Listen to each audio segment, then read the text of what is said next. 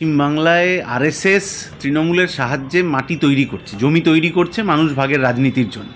যে মানুষ ভাগের রাজনীতির ফলে আপনি খেলেন কিনা, আপনি জামাকাপড় ঠিকমতো পাচ্ছেন কিনা, আপনার মাথার উপর ছাদ থাকছে কিনা, আপনি স্কুলে যেতে পারছেন কিনা, কাজ পাচ্ছেন কিনা, এই সমস্ত কিছু চর্চা হবে না।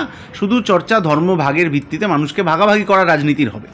এই রাজনীতি আরএসএসের মাথা থেকে এসছে এবং এই রাজনীতিতে তৃণমূল এবং বিজেপি একে অপরকে সাহায্য করছে। ফলে বাজেট অধিবেশনে বাজেটে কত টাকা কোথায় ব্যয় বরাদ্দ হলো, জিনিসপত্রের দাম কমলো কি বাড়লো, এইসব বাদ দিয়ে ধর্মজাতের লড়াই দেখছি।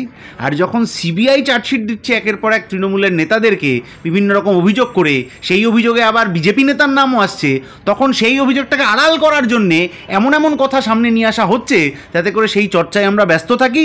আর ওইদিকে কে কোথায় আমার পয়সা চুরি করে চলে যাচ্ছে, কে কোথায় আমার চাকরি খেয়ে নিয়ে চলে যাচ্ছে, সেই দিকে নজর না থাকে। শুভেন্দু অধিকারী 23 সালের ডিসেম্বরে বলেছিলেন যে 3টে তারিখ ঘোষণা করে দিলাম, সিবিআই আসবে আর তৃণমূলের নেতাদেরকে খপ করে ধরে নিয়ে চলে যাবে। আজকে 25 সালের মার্চ মাস যখন চলে এসছে তখন আর ওনার ওই কথা মনে নেই, তখন উনি নতুন গেম প্ল্যান হাজির করেছেন। কারণ আরএসএস ওকে তৃণমূলের দুর্নীতির বিরুদ্ধে কথা বলতে সম্ভবত বারণ করেছে। আগে ওকে ওই প্রশ্নের উত্তর দিতে হবে যে নিজে অতীতে যা বলেছিলেন সেটা এখন কেন করতে পারছেন না। এবং তারপরে যদি এ রাজ্যে একটা শিরদাঁড়াওয়ালা সরকার থাকতো তাহলে এই মন্তব্যের জন্য বিরোধী দলনেতার বিরুদ্ধে অভিযোগ দায়ের হওয়া উচিত ছিল, যেটা আমার রাজ্যে তৃণমূল সরকার করছে না। কারণ এতে করে তারও ভোট ব্যাংকের ভাগাভাগিতে জমি প্রস্তুত হচ্ছে বলে তৃণমূল মনে করছে। শুভেন্দু অধিকারী একদম স্পষ্ট বললেন যে আমি হিন্দুদের বিধায়ক, শুধুমাত্র মুসলিমদের নই। তো যখন তৃণমূলে ছিলেন তখন সংখ্যালঘুদের বিভিন্ন উৎসবে শুভেন্দু অধিকারী গেছেন, তার আমরা ছবি দেখেছি। আর আজকে দেখছি উল্টোটা। এখন কথাটা হচ্ছে আপনি মানুষের কাজ করার জন্য জনপ্রতিনিধি হয়েছেন, সেখানে কোন ধর্মীয় উৎসব, কোথায় কি যাবেন না যাবেন, কি খাবেন না খাবেন, এগুলো গুরুত্বপূর্ণ না। গুরুত্বপূর্ণ হচ্ছে মানুষের জন্য কাজ করতে পারছেন কি পারছেন না। তো রাজ্যের বিরোধী দলনেতা তিনি মানুষের জন্য কি কাজ করলেন তার কোনো হিসেব নেই।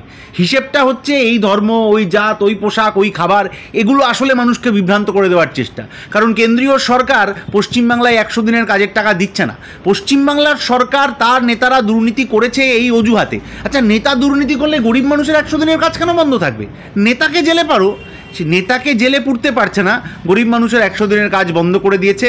এই যে ষড়যন্ত্রটা, এই ষড়যন্ত্রের যাতে মুখোশ খুলে না যায় তার জন্যই ওনাকে এমন এমন কিছু কথা বলতে হচ্ছে যেগুলো হয়তো উনি নিজে বিশ্বাস করেন কিনা আমি বলতে পারবো না। কারণ তৃণমূলে থাকার সময় উল্টো কথা বলতেন, বিজেপিতে এসে উল্টো কথা বলছেন।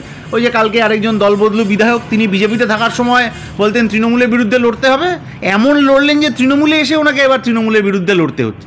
ফলে এই কথাগুলোর কোনো গুরুত্ব থাকছে না এবং মানুষকে আসলে এমন একটা আবহাওয়ার মধ্যে ভিড়িয়ে দেওয়ার চেষ্টা করা হচ্ছে যাতে করে রুটি রুজির লড়াইটা মানুষের চোখের সামনে না আসে। শুভেন্দু অধিকারী একদম অকপটে বলছেন যে এবার 26-এ আমরাই জিতছি এবং সেই কারণ হলো হিন্দুদের ওপর ভর করেই আমরা জিতছি। শুভেন্দু অধিকারী জিতছেন মানে কোন দলে থেকে জিতছেন তো বলা যায় না। শুভেন্দু অধিকারী 21-এও জিতেছিলেন, কারণ তখনও উনি তৃণমূলই ছিলেন, এখন উনি তৃণমূলই আছেন। আসল কথাটা তৃণমূল বা বিজেপি নয়, আসল কথাটা হচ্ছে আরএসএস। তারা যেরকম শিখিয়ে পড়িয়ে পাঠাবে সেই রকমই শিখিয়ে পড়িয়ে কথা হবে। আরজি করের ঘটনায় তৃণমূল যে সুরে ডাক্তারদের আক্রমণ করছে, শুভেন্দু অধিকারীও একই সুরে ডাক্তারদের আক্রমণ করছেন। আরএসএসের প্রধান মোহন ভাগবত বলছেন আরজি করের ঘটনায় রাজ্য সরকার যা করবে আমরা তার পক্ষে রয়েছি। ফলে এই ঘটনাটাকে আরএসএস হোক, বিজেপি হোক, তৃণমূল বিরোধিতায় ব্যবহার করলো না। সিবিআই এর চার্জশিট নিয়ে বিজেপির নেতারা কোনো কথা বলছেন না, কারণ বিজেপি নেতারও নাম চলে এসছে। ফলে এই দিকে নজর ঘোরানো, যেটা মানুষ বলছেন আরজি করের ঘটনা থেকে মেদিনীপুরের জাল স্যালাইন হয়ে এই সিবিআই চার্জশিট অবধি মানুষ যে সেটিংয়ের কথাটা বলছেন সেইটা বুঝে গিয়েই মুখ্যমন্ত্রী এবং বিরোধী দলনেতা একই লাইনে নোংরা রাজনীতির খেলা খেলছেন, যেটা অনভিপ্রেত। অন্যদিকে তাপসী মণ্ডল বিজেপি ছেড়ে তৃণমূল কংগ্রেসে যোগ দিতেই বিজেপির বিরুদ্ধে অভিযোগ করছে যে বিজেপি নাকি বিভাজনের রাজনীতি চালায়। এখন দল বদলে এসছেন, ওকে তো দুটো কথা বলতে হবে। যখন উনি বিজেপিতে গেছিলেন তখনও বিজেপি গোধরা কাণ্ড ঘটানোর দায়ে অভিযুক্ত ছিল, তখনও বিজেপি ধর্মস্থান ভাঙার দায়ে অভিযুক্ত ছিল, তখনও বিজেপি গোধরা কাণ্ড, আখলাকের ঘটনা, জুনাইদের ঘটনা, পেহলু খানের ঘটনা, আসিফার ঘটনা, মণিপুরের ঘটনা, এই সমস্ত ঘটনায় বিজেপি অভিযুক্ত ছিল। এগুলো জেনেও তারা গেছিলেন, কারণ কিছু লুটপাটের বোধহয় জোগাড় যন্ত্র ছিল। সেই রকম ব্যবস্থা কিছু হয়তো ছিল। এখন আবার তৃণমূলে এসছেন, এখন ওনাকে আবার এই সব কথা উল্টো দিকে বলতে হবে যে বিজেপি কত খারাপ, তৃণমূল কত ভালো।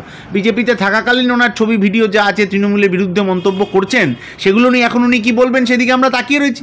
তেমনি শুভেন্দু অধিকারী অতীতে বিজেপির বিরুদ্ধে যা যা বলেছিলেন সোশ্যাল মিডিয়ায় এখন সব পাওয়া যায়, সেগুলোকে এখন ওনার প্রশ্নের জবাব দিতে হবে যে তখন বিজেপির বিরুদ্ধে যে প্রশ্নগুলো তুলেছিলেন আজকে কি সেই প্রশ্নের জবাব উনি পেয়েছেন?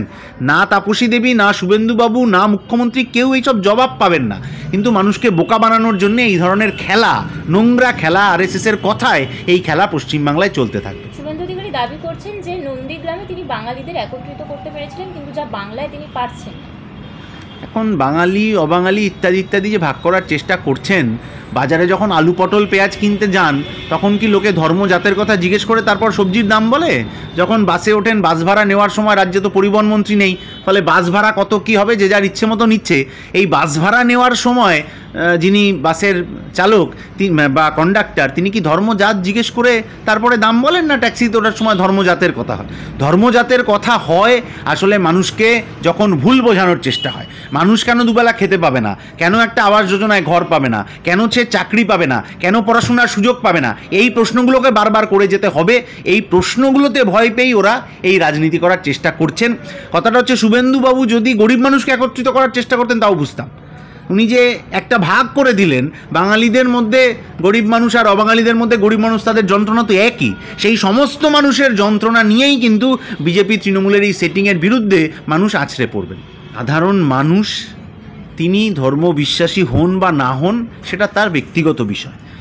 নেতাদের এই ধর্মীয় কুটকাচালির মধ্যে, ধর্মকে কেন্দ্র করে যে ব্যবসা, সেইটার মধ্যে নেতাদের ঢুকে পড়লে সমস্যা হয়। সমস্যা কার হয়? সাধারণ মানুষেরা। তাহলে আমার রাজ্যে বিভিন্ন নেতা নেত্রীরা, গোটা দেশ জুড়ে বিজেপির নেতা নেত্রীরা এই নোংরা রাজনীতির খেলায় নেমে পড়েছেন, ধর্মকে ঢাল করে তারা লড়াই করতে যাচ্ছেন। অথচ ধর্মবিশ্বাসী মানুষ তো শয়ে শয়ে বছর ধরে ভারতবর্ষে রয়েছে। বিজেপি অমুক তমুক এরা আসার আগে কোনো মানুষের মনে হয়নি যারে বাবা আমার ধর্মটা নিয়ে এত সমস্যায় পড়ছে, একদম মনে হয়নি। ফলে এগুলোকে ব্যবহার করা হচ্ছে। যে বিজেপি বাংলাদেশের ঘটনায় সংখ্যালঘু নির্যাতন নিয়ে এত কথা বলছে, সেই বিজেপি ভারতবর্ষের সংখ্যালঘু নির্যাতন নিয়ে কোনো কথা বলতে পারছে না কেন? ফলে এই ধর্ম আপনার কাছে, আমার ধর্ম আমার কাছে, কিন্তু ধর্ম ইত্যাদি ব্যতি রেখে আমার আপনার কাজ পাওয়ার অধিকার, পরিযায়ী শ্রমিকদের নিজের এলাকায় ফিরে বাঁচার অধিকার, লুট হওয়া টাকা ফেরত পাওয়ার অধিকার, এটা ধর্মজাত নির্বিশেষে সব মানুষ এই ২৬-এর নির্বাচনের আগে তাদের অধিকার বুঝে নেওয়ার লড়াইতে নামবেন অবশ্যই।